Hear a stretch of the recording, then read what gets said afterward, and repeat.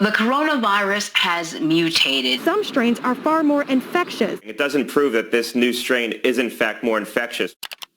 Hello, fellow skeptics. It's me, Abby. There is a lot of information flying into our eyes and ears at any given moment, and it can be hard to tell sometimes what's true, what's not. So I grabbed 3 of the most common talking points that you're probably seeing on your feed. 2 truths, 1 lie, and I did a little digging. Truth number 1. It's okay to go outside. It's really nice out here. But social distancing is still the best way to control the spread. Both things can be true. I'm a big fan of this viral blog post by an immunologist who delightfully puts all of his credentials on the front page of his blog. But he's very upfront about not claiming to be an expert, and some of the work he cites hasn't been peer-reviewed yet. So I ran it by our senior health reporter, Anna. She said, looks good. The whole post is a solid read, but the main takeaway is this.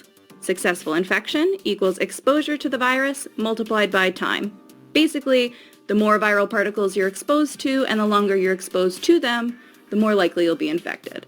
Sorry about this gross picture, but this cough can apparently contain up to 200 million virus particles, a number that I could not find an original source for, but shows up everywhere, so let's take it with a grain of salt. Point is, if a sick person coughs right into your face, breathes too, but to a lesser degree, your chances of getting infected are going to be high. Which is why going over to a friend's house, not ideal. But if you just walk by someone on the sidewalk, chances are you're going to be fine. Because you're limiting the amount of time you're being exposed and the number of particles you're being exposed to by not locking yourself in a room full of them. So going outside is super low risk, as long as you're staying physically distant. I think this quote from a previous Insider article sums it up perfectly. Outside is better than inside. Open space is better than closed. Fewer people is better than more people. And stay away from sick people. Or, better yet, stay home if you're not feeling well yourself. Thanks, Eric. Truth number 2. The virus that causes COVID-19 is mutating all the time. It's true that viruses mutate. Viruses mutate more often than practically any other organism. But we shouldn't be treating it as a big, scary thing, which a lot of places have. Which is exactly how this study turned into this and had to be corrected into this. First, it's worth noting that this paper has not been peer-reviewed, which it does say in the study, at the top, in bright yellow, right before saying it should not be reported in news media as established information. But peers have been informally reviewing it on Twitter. And at least one epidemiologist, Bill, thinks the paper itself is fine. So based on that, the problem is in interpreting the data. The first headline says that the mutant coronavirus is more contagious than the original. But while the mutated strain of the virus is more prevalent, we don't know if it was the mutation that gave it a leg up. There are other factors, like the fact that this particular strain happened to show up on the East Coast, which responded to the outbreak more slowly than the West. And this is something that happens all the time. But mutation is not a dirty word. Bill put it best in his tweet. Mutations are what happens when genomes replicate. Comes with the territory, like showers in the springtime. Poetry.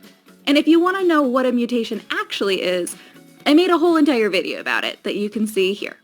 And now the lie. COVID-19 only kills older people and those with pre-existing conditions. Here's why this meme really gets my goat. The goal seems to be to quell some panic, but what it really does is spread misinformation. As far as we know at this point, anyone can die from this disease. Old people, healthy people, children, yeah, unfortunately there have been a couple documented cases. This study is a little on the older side, but it's still the biggest one we have. The death rate is absolutely lower the younger and healthier you are. But do you want to be one of the few in that 0.2% guy from my Facebook feed? I'm gonna say no. As new information comes out about who this virus is most dangerous for and why, the risk by population adjusts, which is a really complicated topic.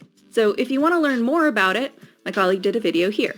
But new information only changes what we know about risk. It doesn't eliminate it. And yeah, I don't want to die from this, but I don't want to be sick either. This CDC data suggests that 30% of cases and 20% of hospitalizations in the US are people between the ages of 20 and 44. And recovery can be a slow and painful process that can take months. Bottom line, low risk doesn't mean no risk. So protect yourself and the people around you by being cautious. Not panicky, but cautious.